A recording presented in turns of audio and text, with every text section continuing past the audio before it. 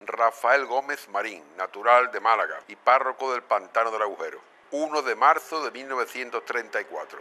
Yo he oído hablar de los 4 abuelos, pero no los conocí, porque ellos vivían fuera de Málaga, porque mi padre era de Olvera, provincia de Cádiz. Y entonces él salió del pueblo y sus padres, pues, no, él se había quedado sin madre de pequeño, lo había criado una tía suya y su abuela, que por cierto esa tía suya, cuando terminó de criar a sus nietos, se hizo hermanita de los pobres. Y ya después, pues, ella estuvo en Francia y estuvo en Cartagena, donde nosotros fuimos a verla algunas veces, y después en Sevilla, pero en fin. Y su padre, pues, murió, pero yo no llegué a conocerlo. Y por parte de mi madre eran de Sufrí, un pueblecito de Almería, de departamento, diríamos, de Burchena. Entonces mi abuelo paterno eran Pedro y Rosa, y materno eran Eduardo y Adelina, natural de ese pueblo de... Entonces, ¿qué cosas sabe usted de los abuelos por parte de padre? Bueno, por ejemplo, ¿a qué se dedican? Pues prácticamente mi abuelo era paterno, eran personas, diríamos, del campo. O sea, no tenían ninguna profesión así especial ni nada del campo. Y por eso mi padre, pues, se preparó allí en el pueblo y salió, cuando estuvo preparado, salió del pueblo, porque no le gustaba la vida esa rural, pues no le gustaba. De tal forma que él lo preparó, el párroco del pueblo tiene una academia allí, don Francisco Martínez Nava, que después se fue vicario general de Málaga con el obispo don Manuel González, y lo preparó muy bien en la academia, de tal forma que le dijo, ya te puedes ir a colocar donde quieras. De tal forma que mi padre fue siempre, la mayor parte de su vida, contable de la fábrica de harina Simón Castel. ¿El abuelo, entonces, no era dueño de tierra? No. El abuelo no era dueño de tierra, trabajaba allí. Digo yo que trabajaba en el campo porque es que nunca he oído de su trabajo y esas cosas no he oído hablar. ¿Sabe usted alguna anécdota, algo que se le ocurrió alguna vez a su abuelo? Pues no, me contaba mi padre que en una ocasión que en Alcalá del Valle, cuando las rebeliones aquellas de las huelgas generales, entonces creo que en una ocasión pues hubo una huelga general, iba con su padre por Alcalá y le dijeron que la consigna para declararse la huelga era si el tren llegaba tarde. Pero el tren llegaba todos los días muy tarde. Y entonces, como llegaba tarde, se organizó la huelga en el pueblo. Llegó la Guardia Civil y lo reprimió a todos. De mi abuela paterna, nada. Murió siendo mi padre muy niño y no, prácticamente no he oído hablar nada. ¿Tuvo alguna ocupación? No. Respecto a la casa de estos abuelos... Pues ellos vivían en Olvera, hemos ido después a ver la casa, en calle Salsipuedes, se le llamaban así porque por lo visto era una callejuela sin salida, y entonces que se llama calle Cervantes, pero le decían Salsipuedes. ¿Cómo era esa casa? No la hemos visto por fuera nada más, porque fuimos una vez allí a verla, pero estaba cerrado aquello y no, una casita de pueblo normal y corriente. Mi abuelo pues tuvieron 3 hijos varones. Uno que mi padre, que se vino para acá, salió del pueblo, y otros 2 que se quedaron allí en el pueblo, pues trabajando. Ya ellos compraron tierra y se quedaron allí, y uno de ellos después se fue a Sevilla, y allí pues de mi madre, hemos dicho, de la provincia de Almería, de Sufrí. El abuelo Eduardo era alcalde del pueblo. Ellos sí tenían unas tierrecitas, tenían unas cosas, y era alcalde allí del pueblo, pero también murió pronto. ¿Alcalde antes de la República, durante...? No, antes, todo eso antes. Bueno, sí, antes de todas esas cosas. Estamos hablando, estamos hablando de principios del siglo XX, claro, principios del siglo XX, pero muy a principios del siglo XX, muy a primero. ¿Su abuelo pertenecía a alguna formación política? No sé yo, no tengo ni idea. Él tenía algunas tierras, entonces pues tenían gente que labraban las tierras, pero aquello no... Él también murió pronto, y entonces tuvo su hijo, porque un hijo que tenía, que mi tío, y después otros hijos, entre mi madre. Entonces pues ellos tuvieron que buscar trabajo, y mi tío pues entonces se vino a Granada, y entonces aquí tenía negocios de pescado, de Granada, de Málaga, llevaban pescado a Granada y ellos los vendían allí, hasta que por fin terminó viniéndose a Málaga, porque claro, ese negocio de Málaga, estando en Granada repartido, se vino a Málaga. Entonces aquí tuvo un cocedero de mariscos, en calle Somera, mi tío, sí, hermano de mi madre. Entonces cuando mi tío ya se viene a Málaga, conoce a mi padre, pero se conocieron en una academia estudiando inglés para marcharse a Estados Unidos. ¿Cómo acaba con esta Sí, con sí, este de sí, los sí, sí. abuelos? No, es que queda ahí, nada más en la historia no quedan más, porque no llegó a realizarse nada más. Mi abuelo no tuvo profesión ninguna, no tuvo profesión ninguna, únicamente era alcalde, era un hombre que sabía leer y escribir, y entonces era un hombre preparado y en el pueblo, pero nada más. O sea, mi abuela por una mujer de su casa, nada más. ¿Usted sabe, su abuelo como alcalde, alguna situación a la que tuviera que hacer frente o algo? No. Fue muy poco tiempo porque murió pronto, él murió pronto, así que no sé yo. ¿Sabe usted si fue elegido por los vecinos o Y eso nada, eso como queda tan atrás, eso, pues no tengo ni idea cómo se elegía antiguamente, en aquella época no, nada. Sí, eran religiosos todos, por parte de una familia y de otra eran religiosos, sí. ¿Y sabían los cuatro leer y escribir? Sí, eso sí. Tanto los hombres como Sabía, las mujeres. los hombres y las mujeres sabían leer y escribir. No, yo únicamente ha llegado a mi entender y a mi saber, pues, por parte de mi abuelo paterno, ya por parte de mi padre, la academia que puso el párroco de Olvera, donde asistió mi padre, y allí lo preparó muy bien. Ya digo, lo preparó tan bien que vino de contable a la casa, a la fábrica de harina de Simón Castel, del pueblo. Es un chiquillo sin apenas saber nada, fue un contable. ¿Cómo se llamaba su padre? Antonio Gómez Periáñez. Bueno, antes de seguir con su padre, disculpe, no hemos hablado de la casa de los abuelos por parte de madre. ¿Usted la conoció? No, bueno, sí, he estado allí alguna vez, he estado allí con mis padres, alguna vez hemos ido allí a verla. Sí, una casa de pueblo, y estaba una casita, tenía su campo, sobre todo naranjas que había allí, huertas con naranjo y eso, pero todo aquello era muy reducido tampoco para dar. Dentro del pueblo y daba a la afuera, ya diríamos, daba el naranjal. Bueno, su padre entonces sabía leer y escribir y él Sí. aprendió en esta escuela que usted En tiene, esta escuela, academia. esta academia, sí, que puso él. Yo creo que era una cosa gratuita, creo que sería, no lo sé, no tengo ni idea. Entonces había solamente niños nada más prácticamente. Bueno, diríamos que las 4 reglas, gramática, aritmética, decíamos algo de catecismo y algo decían contar, leer, escribir. Aritmética, pues sumar, restar, multiplicar y dividir, y muy bien, y después gramática, mucha gramática. Ya digo, mi padre estuvo muy bien preparado en gramática y aritmética. ¿Cuándo dejó su padre de ir al colegio? Pues tendría unos 14 o 15 años porque salió del pueblo y lo primero que se fue a la línea de la Concepción. Allí se colocó en un almacén de tejidos. Entonces las telas era por piezas, se vendían, y me acuerdo que contaba que dormía allí mismo en el almacén, de tal forma que en el mostrador ponían allí un colchón y allí pues dormía, hasta que de hacer todo aquello se vino por Málaga. ¿Su padre cuánto dinero ganaba con ese...? No, ni idea, sí, muy religioso, sí. Seriamente religioso, seriamente religioso. Porque era un hombre muy firme en sus convicciones religiosas, y era un hombre muy formal en todo, moralmente íntegro en todo, pero a partir de sus convicciones religiosas, sí. Después de este trabajo, de este primer trabajo que usted me ha comentado, Viene a Málaga y se coloca aquí en la Casa Castel, en la fábrica de harina. Eso se llamaba Harinera San Simón, de don Simón Castel Sáez. Estaba eso, vamos a ver, por donde va el tren, el ferrocarril, por la carretera de Cádiz, que cruza hacia el puerto. Ese cruce es precisamente para descargar en la fábrica de harina, vagones de harina, de sacos de harina y de trigo, y eso descargaban allí. Ese paso era por allí, por la fábrica. No había más.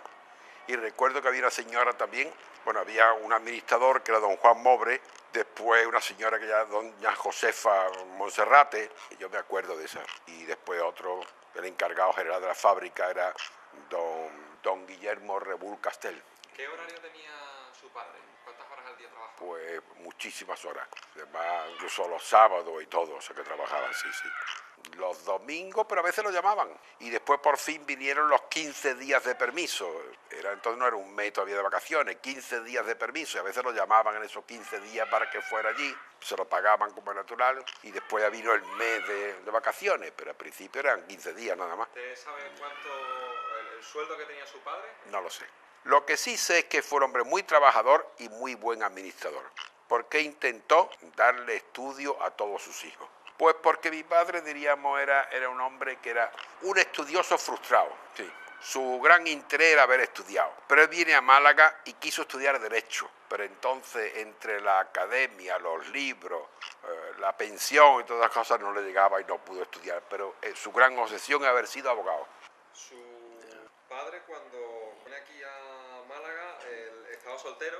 Estaba soltero, sí. A través de mi tío, porque estaban los dos juntos en una academia aprendiendo inglés para marcharse a Estados Unidos. No, es que eso lo he oído yo así casualmente. Después se frustró todo porque ya conoció a la hermana de su compañero de academia, que fue mi madre, se casaron y ya se acabó todo. Pero su plan primero era haber ido a Estados Unidos. No, en aquella época no habría mucha gente con esas inquietudes de aprender otro Pero, idioma. no, pero había mucha migración. Sí. América había, claro, más bien era Argentina, Chile, esos sitios donde había más migración. A Estados Unidos menos, desde luego, pero vamos, él era un hombre muy inquieto y quiso. ¿Usted sabe por qué su padre quería irse a Estados Unidos? No, y no a lo mejor a Argentina. Pues no lo sé, no tengo ni idea. Bueno, él trabajó sin dejar nunca la contaduría aquella como contable en la Casa Castel, le metió mano a todo. Él puso un obrador de confitería, él hacía agua destilada, en los ratos libres hacía soga, o sea, de todo, a todo. Ten en cuenta que había mucha familia, pues tenía 8 hijos, 8 hermanos, y entonces buscaba todo lo que fuera, claro. Trabajaba muchísimo. Un obrador de confitería en Welling, en calle Marqués de Valdeflores. Yo lo recuerdo, vamos, yo era de niño, pero íbamos allí, todo en vacaciones y eso, porque claro, íbamos con mi madre allí, mi padre estaba en Casa Castel, pues allí era una fábrica de dulces, diríamos, al por mayor. Y entonces, pues, allí repartían las confiterías de Málaga y allí, pues, tuvo él. Dentro de eso había una campaña de mantecao en Navidad. Después había un departamento, diríamos, de carne membrillo, pues había había un confitero y un hombre dedicado al horno. Y después otros mozos que había allí sueltos más o menos por temporada, pero esos dos eran fijos. Y un muchacho que era el repartidor y todas esas cosas. No, normalmente era por mayor en confitería. También se vendía allí suelto, pero normalmente a confitería. En los ratos libres tenía un hombre que le hacía soga, para vender soga. Buscando dinero por donde fuera, hacían ovillos de soga de pita y los vendían y así. Cuerdas, claro. De pita, normalmente de pita. Pero pasó ahí una cosa un incidente muy curioso, y es que al hacer los ovillos, resulta que el encargado de hacerlo le metía piedras por medio. Y la pita se la llevaba para hacerla por su cuenta, para vender por su cuenta. Hasta que ya se descubrió que algunos clientes dijeron al abrirlo que estaba lleno de piedra. Bueno, sí, que había pocos cupos de harina. Bueno, de harina no, porque él no tenía problemas de harina, porque como trabajaba en la fábrica de harina, siempre le daba unos cupos de harina especiales para él. Pero por ejemplo faltaba el azúcar o faltaba esto, y estaba muy restringido todo. Eso sí, tuvo problemas, sí, yo me acuerdo. Yo era muy chico de todas estas cosas, pero lo oía comentar, claro. Sobre todo después de la guerra, ¿no? Sí, sí. Época de escasez. Sí. Hasta que ya lo dejó porque no, entre los impuestos y las cosas, pues no pudo seguir adelante, claro. Pues sobre el año 40 y tanto, por ahí. ¿Pertenecía a algún partido político? No, él no pertenecía a ningún partido político, no quería pertenecer a ningún partido, no. ¿Su madre? ¿Cómo se llamaba su madre? Patrocinio, en Sufrí. Era. Leer y escribir. Sí, sabe. ¿Qué le ha contado su madre del colegio al que ella fue, de cómo aprendió? No, el colegio del pueblo, nada más. O sea que no, niños por un lado y niñas por otro. O sea que era completamente separado, sí. No sé, ¿qué le contó del colegio? No, pues nada particular. O sea que las 4 reglas, como se decía, nada más, que no tenía más. ¿Su madre tuvo algún tipo de oficio, profesión? No, su casa. Éramos 8 hermanos y recién la guerra, el año, pues murió uno chico me parece que con 6 meses, cosas así, 9 hermanos, no tenía tiempo de dedicarse a nada. Ella, en sus ratos libres, ¿qué le gustaba hacer? Mi madre, pues ya no sé, tenía ratos libres. Porque los ratos libres yo me acuerdo sentada allí con mis tías que vivían en el piso de arriba, se bajaban allí a mi casa allí a coser, a repasar la ropa, eran sus ratos libres, y a escuchar por una novela por la radio, cosas así, pero eran sus ratos libres. Cuénteme, ¿cómo era un día normal en la vida de su madre? Pues, claro, ella... Ten en cuenta que yo enseguida me fui de mi casa, me fui al seminario. O sea que yo ya con 11 años me fui al seminario y por tanto captaba muy poco. Pero vamos, levantarse una hora prudencial y preparar los desayunos para irnos a la escuela, todo, y ya está, y preparar la comida, y está haciendo las faenas de la casa. Había siempre una muchacha, porque claro, hay tanta gente que una muchacha que de sirvienta allí en la casa había siempre. Y me acuerdo otra que lavaba la ropa. Bueno, había dos sistemas. Uno, diríamos, la ropa más sencilla, que había en las casas unos lavaderos. El ático, diríamos, eran unos lebrillos grandes, y había agua corriente como es natural, y entonces cada inquilino tenía su lavadero. Iban las muchachas a lavar. Y después nuevamente la sábana. Recuerdo que había una mujer de Olías que venía a llevarse la sábana, y ella la lavaba en el pueblo y después las traía.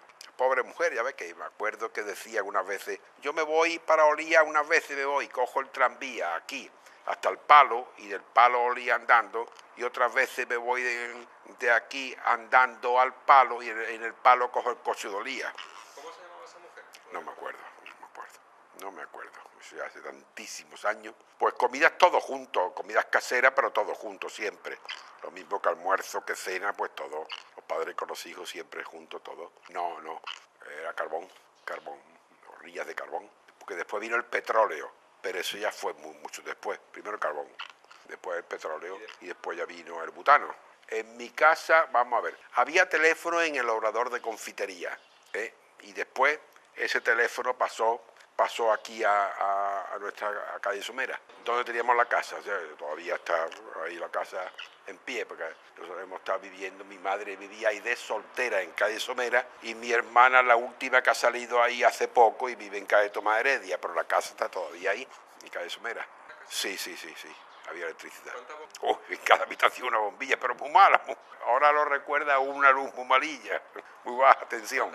Muy grande, 7 habitaciones. Una casa grandísima, además un buen patio para jugar allí todo y eso, es una casa muy grande, sí. Agua corriente, sí, allí arriba en un ático, pero vamos, allí que había en la cocina, en el retrete, pero cuarto de baño no existía entonces, se hizo después, una palangana, un palanganero, y una palangana y nos lavábamos ahí, o un baño de zinc para bañarnos, pero no había cuarto de baño, entonces ninguna casa no había.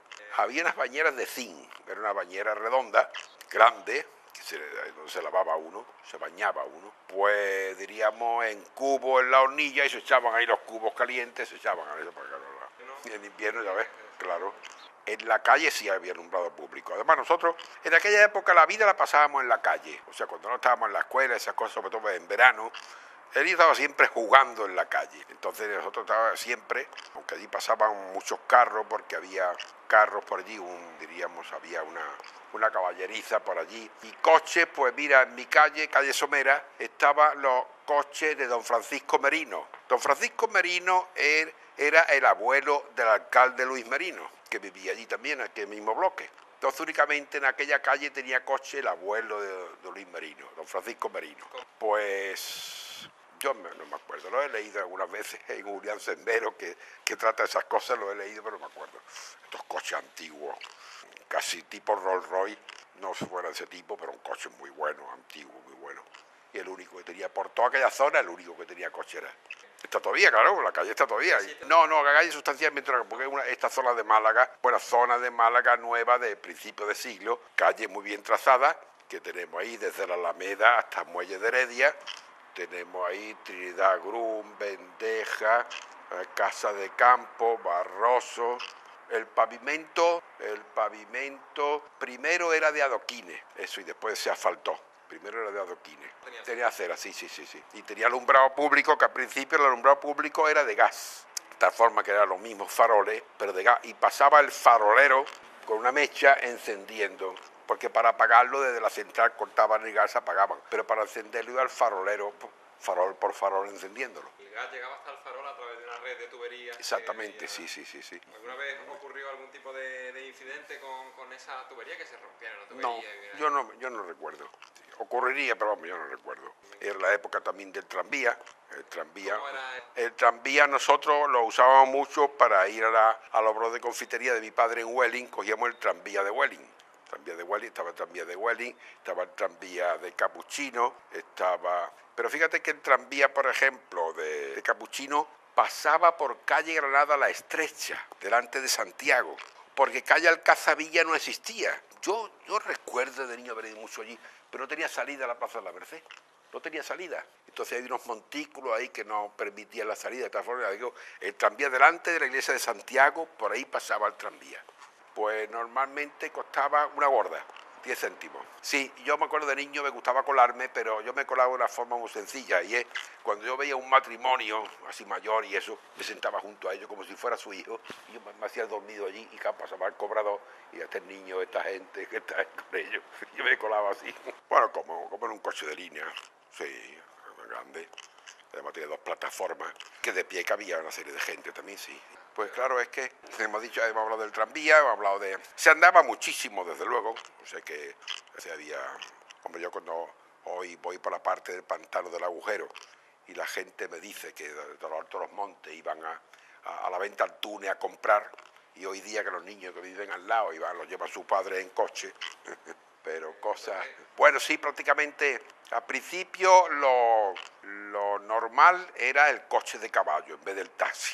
El taxi era el coche de caballo. Después ya se fue poniendo el taxi como coche y después pero al principio el coche de caballo era muy usual. El autobús coche de línea también. Había al Limonar, había al Arroyo Los Ángeles y había... No sé, los demás eran tranvía, pero esos 2 me acuerdo muy bien. Al Arroyo de Los Ángeles y al Limonar. ¿Había médico? Sí, el médico venía acá, pero yo no recuerdo haber puesto nunca mano en la vida.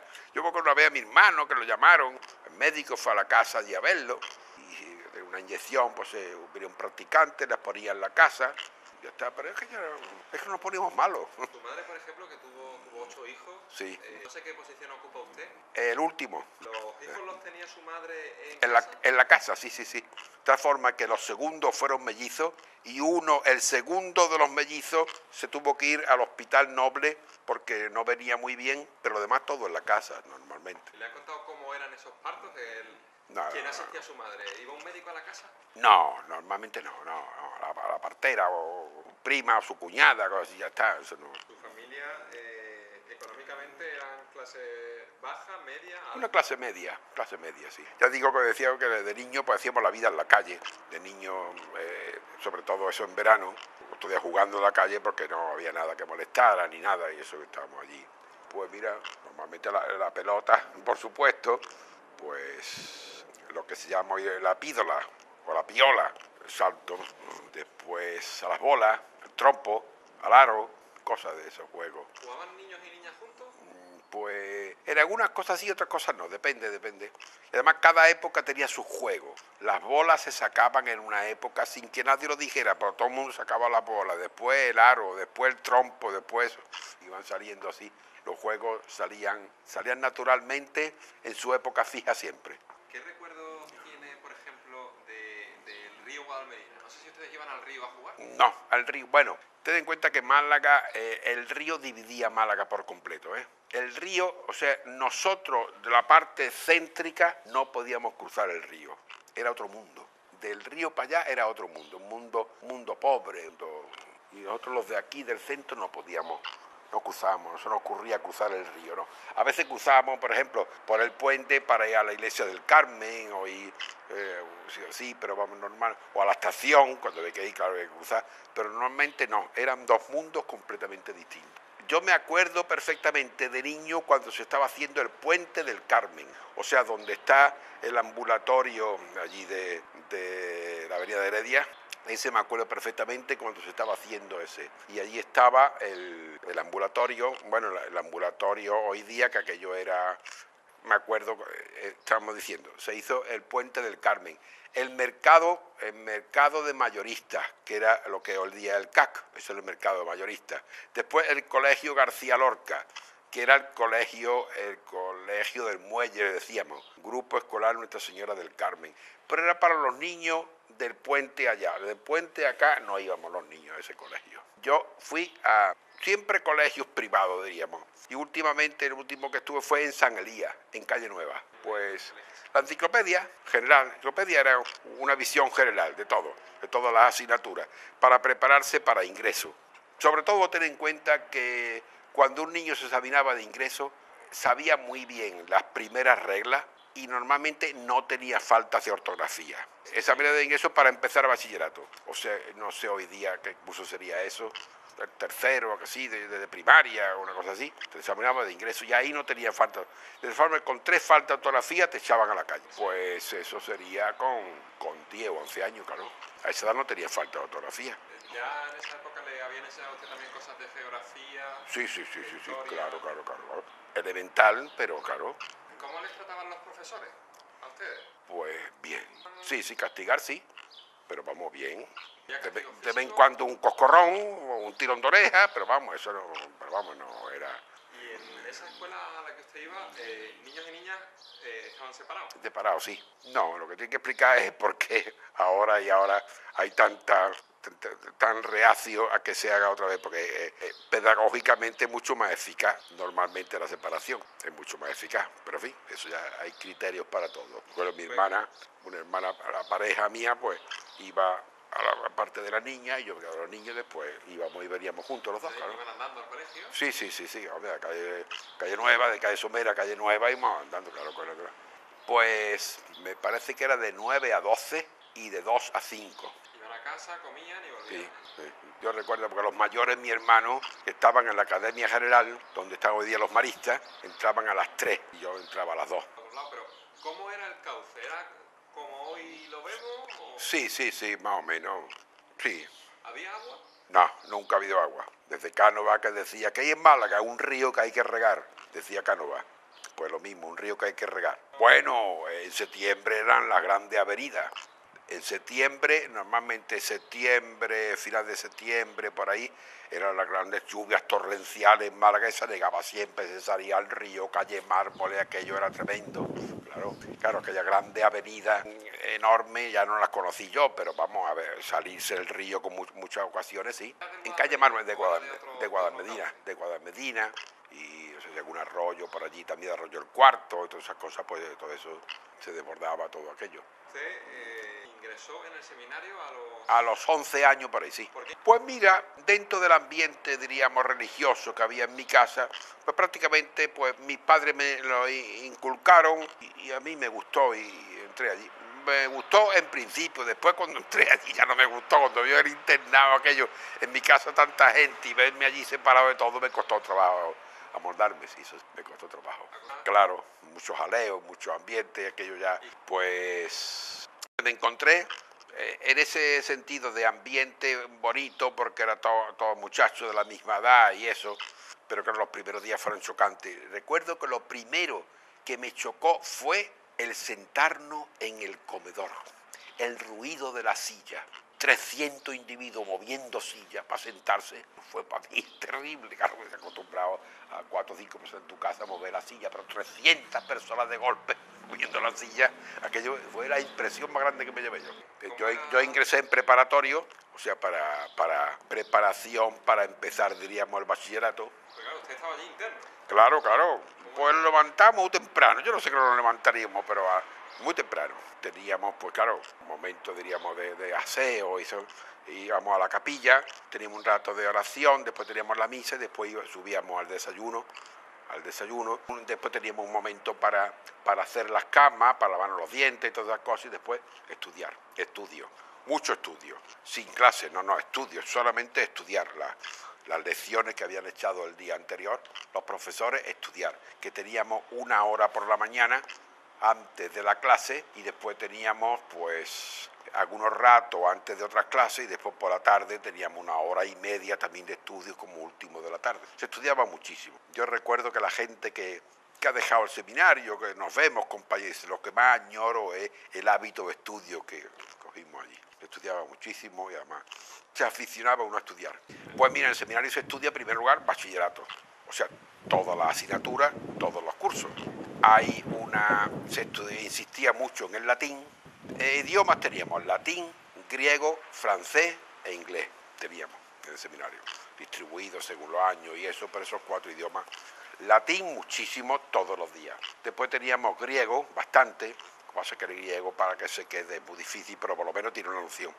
Porque hoy día, como son la madre de nuestro idioma, pues tienes que saber latín y griego. De tal forma que la gente se va a una facultad de medicina o una facultad de derecho sin base de latín y de griego, sobre todo en medicina griego, es que no entienden nada. Eso es natural, que no entienden. Matemáticas, toda clase de asignaturas, claro. ¿Y allí los profesores cómo les trataban? ¿Allí también a veces les castigaban o no? Claro, sí, claro. Bueno, los castigos, pues, por ejemplo, pues te echaban, ponían de pie ahí en la puerta de la clase, cosas así. O te pegaban una torta cuando hacía falta, te la pegaba también y te quedabas con ella y no pasaba nada. Después muy bien profesorado, sobre todo cuando llega don Ángel Herrera de obispo a Málaga. Él quiere que se coja el mejor profesorado que hay en Málaga para que vaya a dar clase al seminario.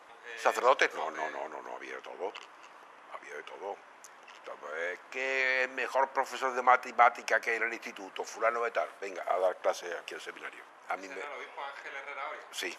Después, por ejemplo, Alfonso Canales, el poeta y literato y académico, vino mi clase de literatura en el seminario. ¿Cuántos niños había allí? Pues no lo sé, porque hubo un momento que hubo unos 300 alumnos y la mayoría eran niños, claro. Después, claro, no duraban, o sea, que se salían y eso.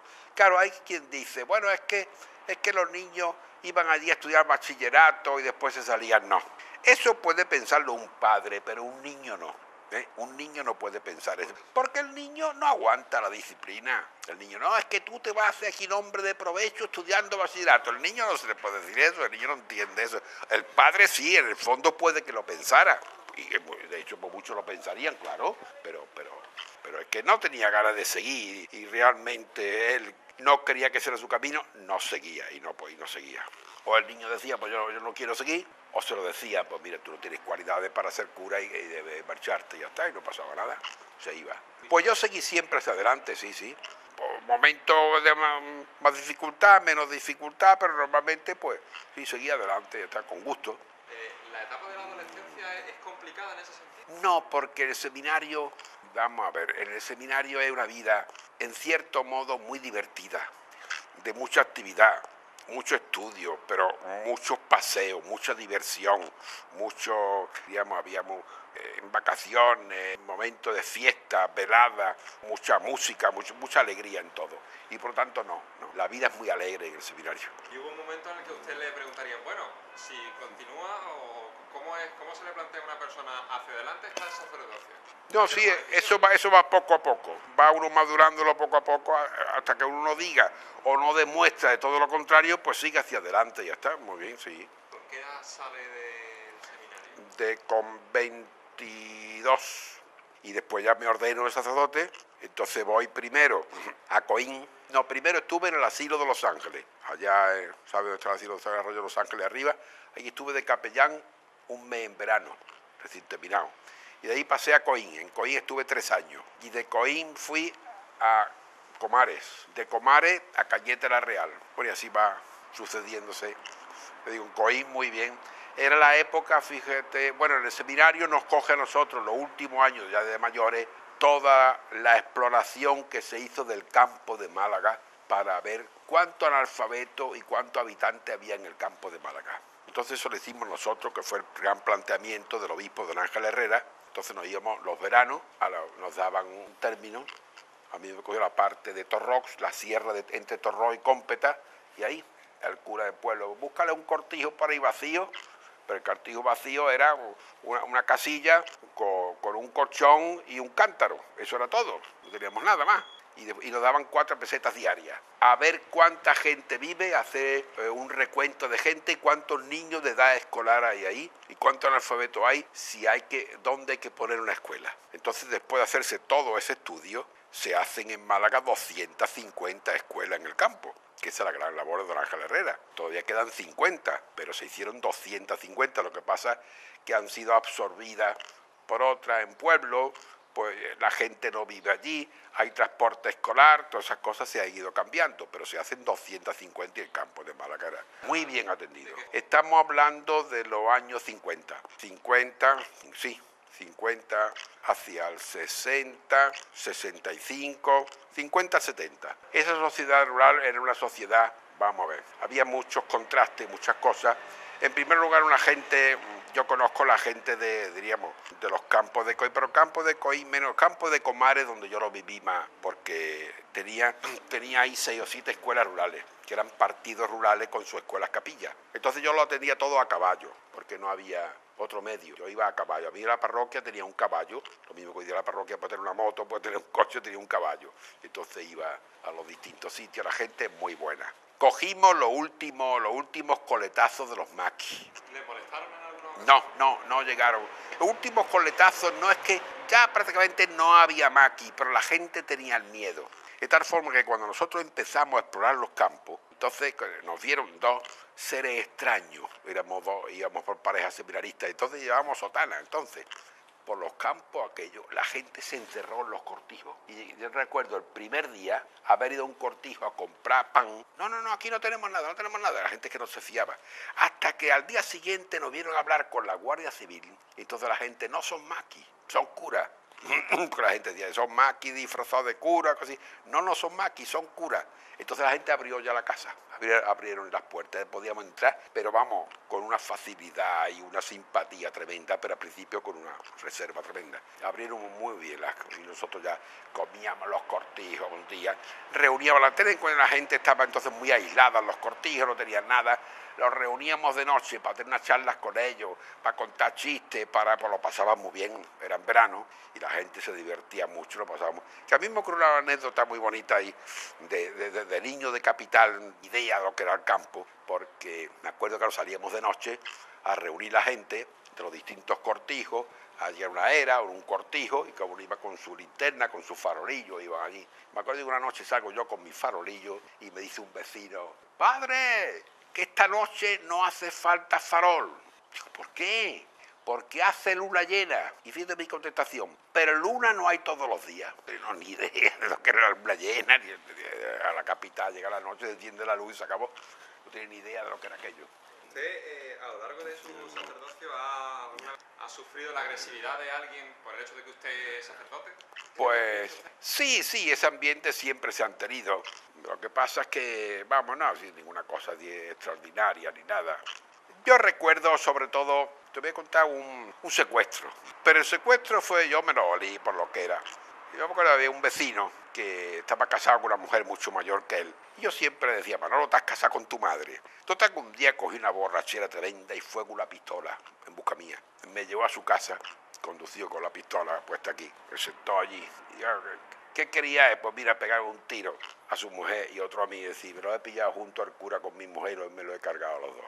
Porque él estaba harto de su mujer y decía, pues la forma de quitármelo de en medio. Pues mira, la labia que tiene uno que conseguí convencerlo y ya me fui, ya está, se acabó. ¿Denunció usted a Nada.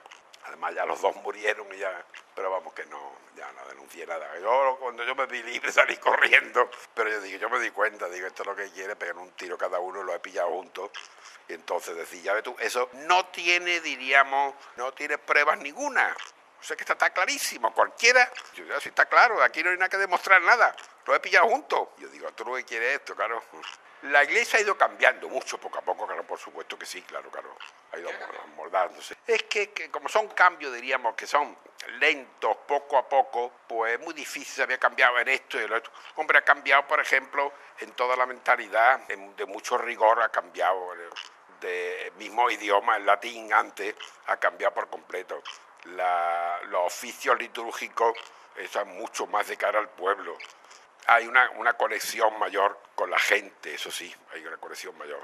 Hoy día tenemos aquí todo el problema del hambre, que el hambre, no diríamos en el mundo, por la televisión, que aquí está catástrofe, enseguida te encuentras Cáritas, te encuentras allí, pero hoy día te encuentras en Málaga, que en Málaga es la que está quitando el hambre, la iglesia de Málaga, El hambre de verdad la está quitando la iglesia de Málaga. Tú ves este reducto aquí, pues aquí vienen 80 familias todos los martes. vale de comida, de esto, de lo otro, como puede, se va atendiendo, pero ¿y esto que es un rinconcito de Málaga? Claro, es que, pues, que pobretico que viene aquí, ¿dónde vive? Pues ahí lo que pasa es que Cáritas tiene que tener un control, a ver dónde vive, a ver qué trabaja, esto, porque vienen a pegarla muchas veces. Con buena voluntad, porque tiene hambre, intenta pegarla como sea, porque tiene hambre, o sea que no tiene. Pero el hambre de verdad la está quitando la iglesia de Málaga hoy, a base de Cáritas.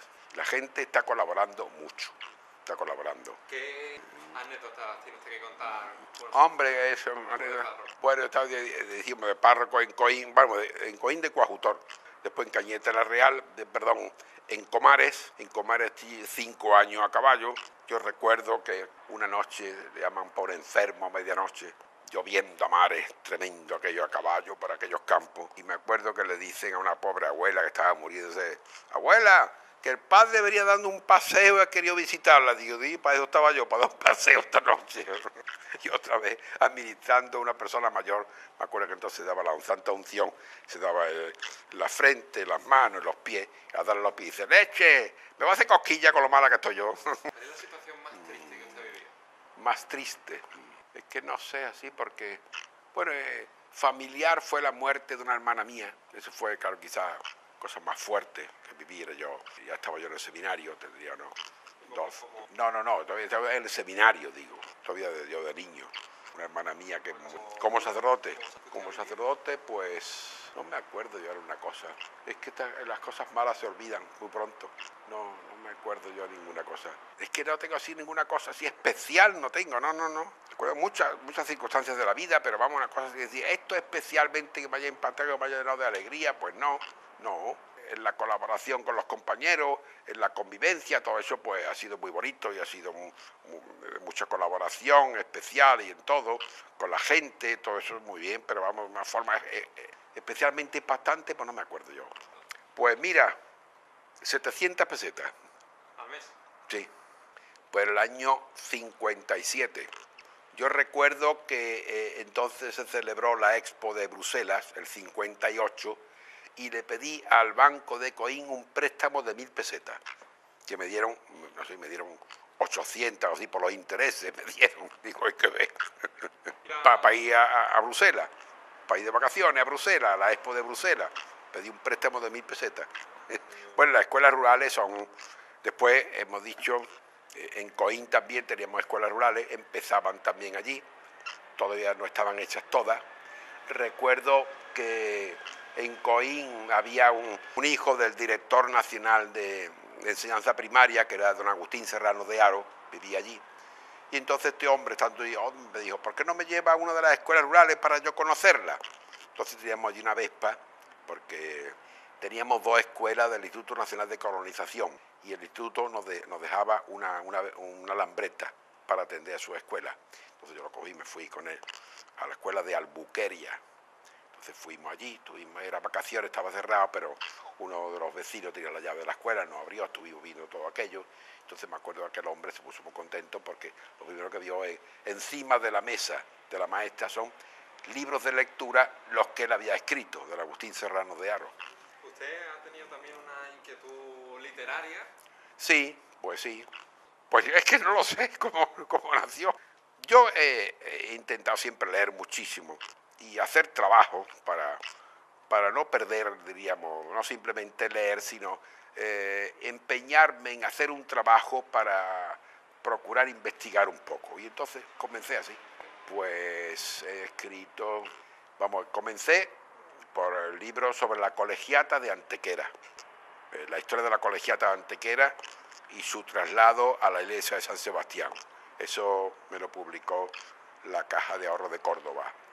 Después publiqué uno sobre la biblioteca del Obispado de Málaga, porque yo fui bibliotecario todo el tiempo que estuvo en la biblioteca del seminario, que se bajó al Obispado, fui yo bibliotecario, hasta que ya se subió otra vez y ya se independizó. ¿Por qué se bajó la biblioteca? Pues cuando ya prácticamente no quedaron seminaristas mayores, quedaron muy pocos, y diríamos había más profesores que alumnos, lo que hicieron fue unirlo en Granada, en la Facultad de Teología de Granada, y se unieron ahí pues de Guadix, Almería, Murcia y Málaga, y Granada, se reunieron todos allí, claro, entonces podían eso, aunque tuvieran, diríamos, que ayudar unas cuotas a la Facultad de Teología, pero sería más barato que no el profesorado. Hago la colegiata de Antequera, después sobre la historia de la biblioteca, del seminario y del obispado, hice otro, después hice la iglesia de Málaga en la Guerra de Sucesión, cuando Carlos II, entonces hice otro como... Pues porque la iglesia de Málaga aportó mucho, le pedían mucho para la Guerra de Sucesión, y entonces pues yo vi algunos documentos y entonces me dediqué a hacer aquello. Después también me encontré una serie de cartas, porque cuando la Guerra de Sucesión, entonces cuando atacaban por aquí la flota holandesa y la inglesa, entonces los archivos se retiraban de aquí para que no lo fueran a destrozar, de tal forma que casi siempre los archivos se llevaban a Antequera y se guardaban, y cuando terminaba el peligro pues ya se volvían aquí otra vez. Después, por ejemplo, hice también otro sobre la Cartuja de Cazalla y el Pedroso, Cazalla de la Sierra de Sevilla y el Pedroso. ¿Por qué? Porque me encontré una carta del rey Felipe V recomendando a los canónigos de Málaga que recibieran a los cartujos de Cazalla. Y digo, yo nunca he oído que haya aquí cartujos en Málaga, pero me puse a investigarlo y ya lo saqué todo eso. Después publiqué ¿por qué a Jesús le decían el Nazareno? Después... ¿Por qué? Oh, eso hay que leer el libro. Eso es, no se puede contar en 2 minutos porque todo el mundo cae ahí. ¿Por qué? Hombre, eso hay que leer el libro. Bueno, no, el nazareno, claro, todo el mundo dice, ¿por qué era de Nazaret? No, de Nazaret sale nazaretano. Nazareno era una forma hebrea, que era el nazareno, el nazarrana era el predicador.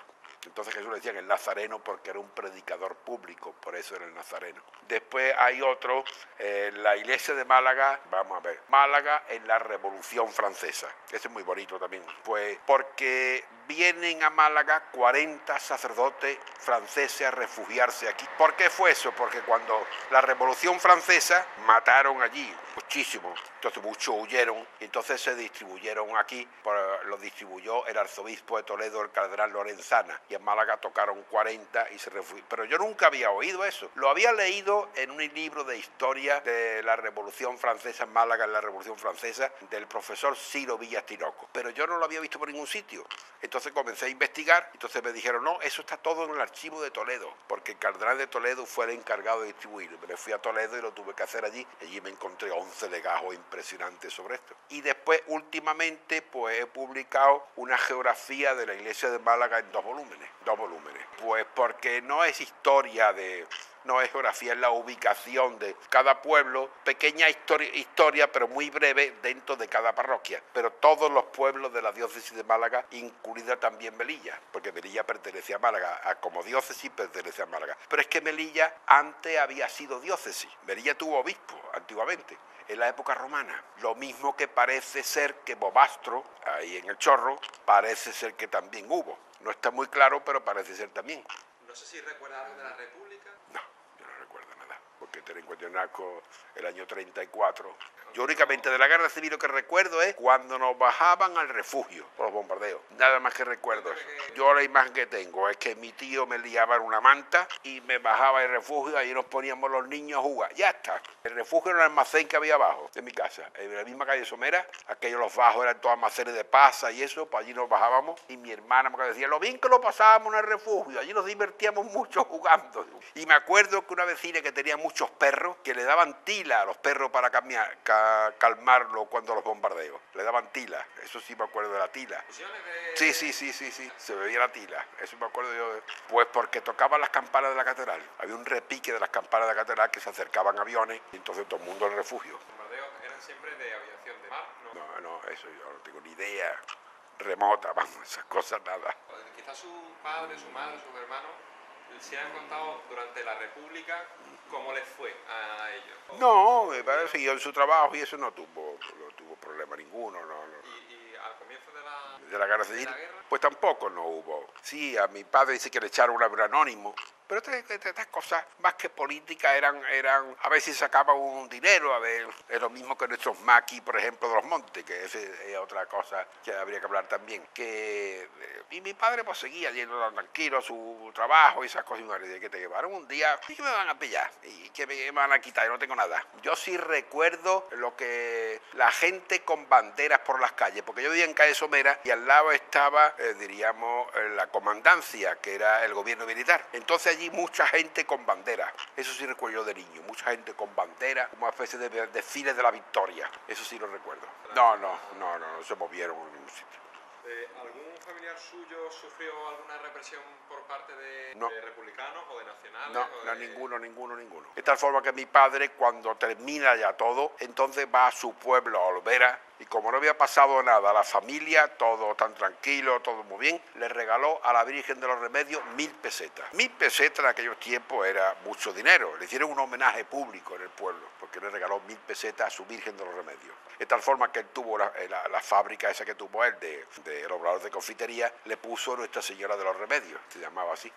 ¿Usted vivía cerca del puerto? Sí, entonces nos tuvimos que ir a Calle Nueva cuando la guerra civil, porque claro que yo era una zona, diríamos, de guerra prácticamente, de aviones, de bombas, objetivo militar. Habían tirado una bomba en el Banco de España en Calle Córdoba. Entonces nos fuimos a principios de Calle Nueva, vivían unos parientes nuestros, nos fuimos allí por quitarnos un poco de la zona aquella. Estuve un tiempo viviendo en Calle Nueva, pero sin dejar el piso de Calle Somera. Usted, aparte de meterse en el refugio, ¿qué recuerda? ¿Qué sensaciones? Yo tenía 2 años. No, nada. Bueno, el puerto, vamos, Vallado y eso estaba como hasta ahora lo estamos conociendo, todo eso. La parte aquella central de la acera frente a los aparcamientos de la acera de la Marina, eso no existía, eso fue después. Pero el puerto era muchos movimientos de barcos y mucha gente intentando robar y todo lo que podía. Sí, porque aquello, claro, era época de tanta hambre, entonces llegaban bidones de aceite, entonces la gente se metía allí, entonces hacía un boquete a los bidones de aceite, metían un trapito por el boquetillo, lo sacaban, lo estrujaban, se metían, y así sacaban el aceite. Y el trigo, otros productos, me acuerdo, iban los trabajadores, se amarraban bien los pantalones y se echaban por aquí todo lo que podía. Yo me acuerdo de la puerta de mi casa ahí en Calle Somera, y los hombres y esconderse tras la puerta, soltarse los pantalones, unas talegas, echar y el trigo, y pobre gente, pues a ver tú, cogiendo lo que podía. Pero el aceite, me acuerdo de aquello, meter aquello, una cinta, los trapillos, meterlo por el boquetito y estrujarlo para sacar una botella de aceite. El barco había así. Bueno, no, como de ahora no, carguero, pero de estos, de chimeneas muy grandotas y eso. ¿A qué olía el puerto? ¿Olía a los barcos?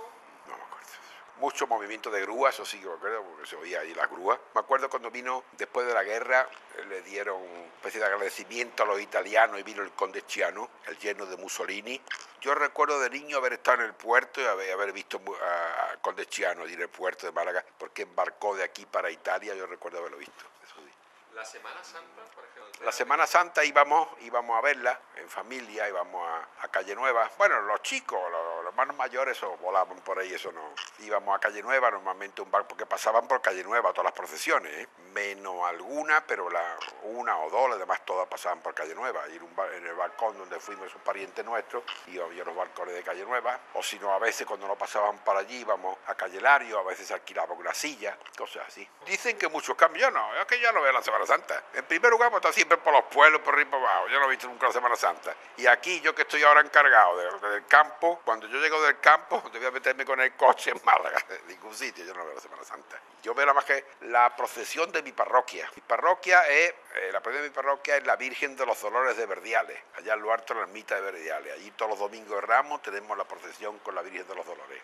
¿Hay alguna tradición o alguna fiesta que usted recuerde que tenía lugar cuando usted era pequeñito y que ahora ya no se celebra? No, porque me acuerdo de la romería y todas esas cosas, ¿cómo se llamaba esta? La batalla de Flores, una especie de romería popular, con casetas, con carrozas y esas cosas, la batalla de Flores, eso ya no se celebra, pero se celebraba antes, en Málaga sí. Pues sí, son flores, serpentinas, iban carrozas por las calles, una especie de cabalgata de carroza, muy bonito aquello era. Pues eso por el centro, por el parque, Calle Lario, todas esas cosas. La feria yo la recuerdo en Martirico, la recuerdo en el parque y la recuerdo poco más. Yo después del seminario estamos un poco tiempo aquí en Málaga, pues entonces no recuerdo yo. No, estábamos en vacaciones, pero en el mes de agosto nos íbamos a algún pueblo, en el mes de agosto, de seminario de verano. Pasaba íbamos a veranear, por ejemplo, algunos años pues estuvimos, o a veces aquí en el seminario, o a veces estuvimos también en Ubrique, en Ronda, esos sitios pues estábamos. Entonces cuando volvía a casa durante las vacaciones, ¿se iba con su familia de vacaciones a algún sitio? No, eso no existía. O bueno, para nosotros no existía. Y yo no he ido a gente que se agobia porque no hemos ido a veranear. Yo en la vida he ido, a mí no me ha pasado nada por no haber ido nunca de veraneo a ningún sitio. No íbamos, no. Usted antes al principio se ha presentado como el párroco del Pantano del Agujero. Bueno, párroco de San Isidoro de Sevilla en el partido de los Games, que eso es la zona del Pantano del Agujero, es lo que soy actualmente. ¿Ha pasado más tiempo o dónde? No, donde estoy actualmente, pero ahí llevaré unos 10 o 12 años, llevo ahí, sí. Porque yo estaba últimamente, diríamos, de bibliotecario del obispado. Cuando la biblioteca pasó allá al seminario otra vez, yo estaba en los medios de comunicación y estaba en la oficina de prensa, estuve de archivero histórico diocesano, y entonces al mismo tiempo estaba en algún pueblo, o sea que al mismo tiempo estuve en Moclinejo, estuve en Locea, estuve en varios sitios. No, pues esas cosas pues que surgen así. Don Ramón Busarray era el obispo entonces me dice, ¿te vas de acá a los medios de comunicación? Y ya está ahí. Estaba más o menos metido y entonces pues estamos hablando, pues vamos a ver, este hombre lleva aquí 3 años, 2 años de obispo. Antonio Dorado ahora está unos 12 o 13 años de obispo, hace unos 15 años por ahí, sí. ¿Cómo era la relación con los medios de comunicación? Muy buena, sí. Teníamos una oficina de prensa, mandábamos un parte diario de las noticias de la iglesia, entonces las mandábamos, normalmente pues las aceptábamos bastante bien y a todos, porque en Málaga teníamos en contacto me parece que eran entre periódicos, emisoras, las que conocemos habitualmente, las particulares, estas privadas, las hojitas de pueblo, esas cosas, teníamos unos 60 medios de comunicación, 60, en Málaga, o sea que teníamos una difusión de noticias de la iglesia muy grande, claro. La época de la transición de la dictadura a la democracia, ¿cómo la vive usted? Eso se vivió muy fuerte. Estaba yo entonces en Miraflores de Los Ángeles, la parroquia de Miraflores. Se vive fuerte porque estábamos muy vigilados, los curas, muy vigilados, pues por el gobierno. A ver los curas, la homilía, los domingos iban siempre la policía a escuchar la homilía, a ver qué se decía. Sí, eso siempre teníamos un policía allí. Porque la iglesia estaba en una avanzadilla muy fuerte, entonces no aceptaba muchas cosas y entonces pues a veces se protestaban por algunas cosas, a veces se podía ceder y eso, pero otras veces no, porque llega un momento en que las dictaduras cansan. Y no vamos a hacer un juicio de la dictadura ni mucho menos, pero llega un momento en que cansan y entonces pues claro, ya digo, nosotros estábamos vigilados. No solamente eso, sino las mismas casas parroquiales, la puerta, siempre había un policía por ahí paseando, o estaba en el bar ese tomando café, siempre ahí a ver quién entraba y salía de la iglesia, eso era constante y se vivió muy fuerte. En algunos casos, incluso las iglesias y las parroquias fueron un sitio donde se facilitó lugares de reunión. Claro, sí, claro. Hombre, de reuniones muchísimas. Ahora, después salir la gente, llevarse a la comisaría y eso. También. No, yo me acuerdo un día que los miembros de la OAC pues acordaron la OAC, que es la Hermandad Obrera de Acción Católica, el grupo, diríamos, de ahí nace Comisiones Obreras, nace de ahí. Entonces pues habían hecho una reivindicación contra una fábrica de Málaga, unas cosas, total, que aquello se puso muy feo y al terminar repartieron una hojita por aquí, pero claro, lo cogieron todos los policías. Al terminar la reunión, los muchachos aquellos repartieron una hoja por Málaga y entonces lo cogió la policía, se lo llevó a toda comisaría. Claro, nos llegaban las familias del barrio todos preocupados, que no vienen, que total, que yo llamé a la comisaría por teléfono, digo, ¿qué pasa? Mire usted que están fulanito por ahí, que no llegan a su casa, ¿usted sabe? Sí, están por aquí. Pero nada, yo me fui para allí, pero nada, no. Le hicieron 4 interrogatorios, 4 cosas y ya está, no pasaba nada, pero vamos, nos molestaban y eso. No, interrogatorio no, pero tuve un compañero que sí, precisamente murió hace poco, Luciano Luque, a ver si lo molestaron alguna vez. Después, por ejemplo, pues el cura de Casabermeja también, él estuvo detenido, pues porque, vamos a ver, cuando hubo una ejecución de algunos presos, él protestó él protestó directamente en la iglesia y entonces lo detuvieron. Y después otro, el cura de Teba, también, y estuvieron aquí en la cárcel. Estuvieron unos días y eso, pero vamos, estuvieron detenidos. Entonces, un domingo estaba dando misa, sabía que el señor aquel de Sí, la sí. cuarta fila de gris... No mames, lo sabíamos, este es el policía. ¿A quién te toca hoy? A mí me toca este. Así, eso era. Pues mira, a veces sí, lo que pasa que a veces tengo que decirlo de una forma tan discreta, pues que no, pero vamos, sí, siempre que hay algo, claro. No recuerdo así ninguno, porque... Bueno. ¿En algún momento tuvo miedo de que se pudiera activar un conflicto armado en el país de nuevo? No, eso nunca, no. Porque había cosas que... Dictadura sí, pero mira, cuando viene Solzhenitsyn aquí a Málaga, a España, del archipiélago Gulag, y empiezan a hablar de la dictadura, dice, pero ¿esto es una dictadura? Ah, pues yo no sabía que esto era una dictadura. Usted no sabe lo que es una dictadura. No sé qué era. No era tampoco ninguna cosa drástica así, ni era, no. Que hubo esas ejecuciones, por supuesto que sí, que había que protestar y que había que decir una palabra, por supuesto que sí, pero que vamos, que en general se vivió muy bien. No sé qué eso. De Caparrós, sí. Sí, aquella huelga general, aquella cosa, aquello fue toda una chiquillada, aquello fue una tontería, aquello no fue, que pasa que querían a Caparrós por ponerlo como el mártir de la... Pero no vamos, no tiene aquello, no tiene sentido ninguno aquello. Ahora, ¿por dónde vino aquello, cómo vino aquella muerte? Eso no está aclarado. Eso no está, ni yo lo sé tampoco, porque yo no tengo ni idea. ¿A usted qué le parece de la democracia que tenemos hoy día? Mire, mientras no haya una auténtica separación de poderes, no hay auténtica democracia. Estamos intentando hacer una democracia, pero que haya una democracia, no. Mientras los poderes legislativo, jurídico, ejecutivo, eso no estén completamente separados, no hay democracia, eso no es democracia. ¿Que estamos intentando hacerla? Pues sí, eso sí. Usted que ha vivido unas cuantas décadas, ha visto cómo el papel de la mujer ha ido cambiando. Sí. ¿Cuál ha sido ese cambio? Hombre, claro, el papel de la mujer es muy interesante. La mujer, por una parte, es prácticamente... la ideología de la familia se sostiene en la mujer, la moralidad, eso se va manteniendo a través de la mujer. La mujer ha jugado siempre un papel muy importante. La mujer tiene que trabajar.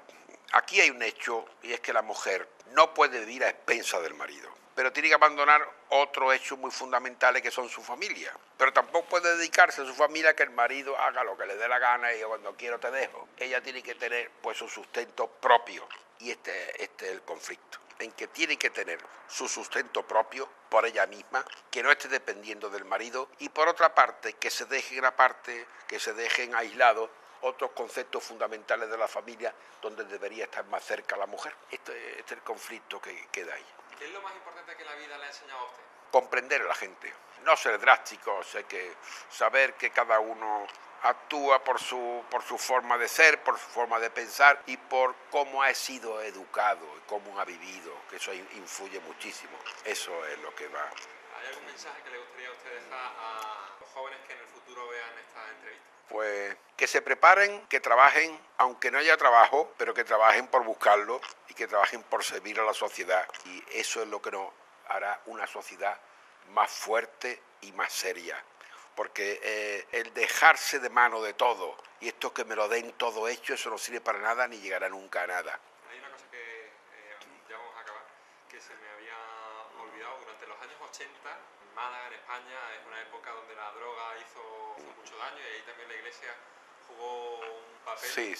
Me gustaría preguntarle sobre esos años, ¿cómo los vive usted? Pues en las parroquias intentando ayudar a los padres a formarlos, a los muchachos intentar también, pero muy difícil desde luego, y acercándolo a los sitios donde puedan a los padres echar una mano para que lleven a sus hijos, sobre todo el Proyecto Hombre y todas estas cosas similares, Hermanos de San Juan de Dios, todos estos sitios para ayudarles, pero que desde luego se han hecho polvo, la gente, muchísimas familias destrozadas, hechas polvo por la droga, además arruinada, al mismo tiempo del problema de la droga, la ruina de la familia. En aquella época las familias se encontraban con ese problema, ¿a dónde acudían? ¿A quién acudían? Pues yo no sé, sé que acudían mucho a la parroquia, otros acudirían a otro sitio, ¿no? Acudían sobre todo y la parroquia pues, lo encauzaba a los centros estos donde pudieran orientarlo. Entonces ya sé, Málaga esto, Marbella por otro lado, Ronda por otro lado, Vélez Málaga por otro lado, Algarrobo por otro lado, por estos sitios pues se van fundando, diríamos, estos centros de orientación para ver lo que se hace. Esta disminución de personas interesadas en el sacerdocio, que usted ha ido, bueno, pues Sí. Pues mira, la gente no tiene ganas del sacrificio, tiene ganas de que se lo den todo hecho.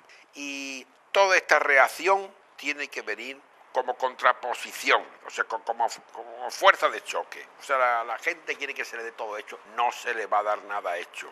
Todo esto, por ejemplo, esta rebeldía juvenil, que es muy buena, pero hay que encauzarla. Lo que no puede ser dispararla de una forma anárquica, eso no sirve para nada. Que el primer brote que se ha dado, por ejemplo, de rebeldía, esas cosas, que es estupendo, que me parece muy bien, pero cuidado que esto hay que encauzarlo, porque no se puede decir, bueno, pues no estamos conformes, pero ¿con qué estamos conformes? O vamos a empezar por estar conformes con algo, para poquito a poco, ir construyendo, porque si no se construye no se hace nada.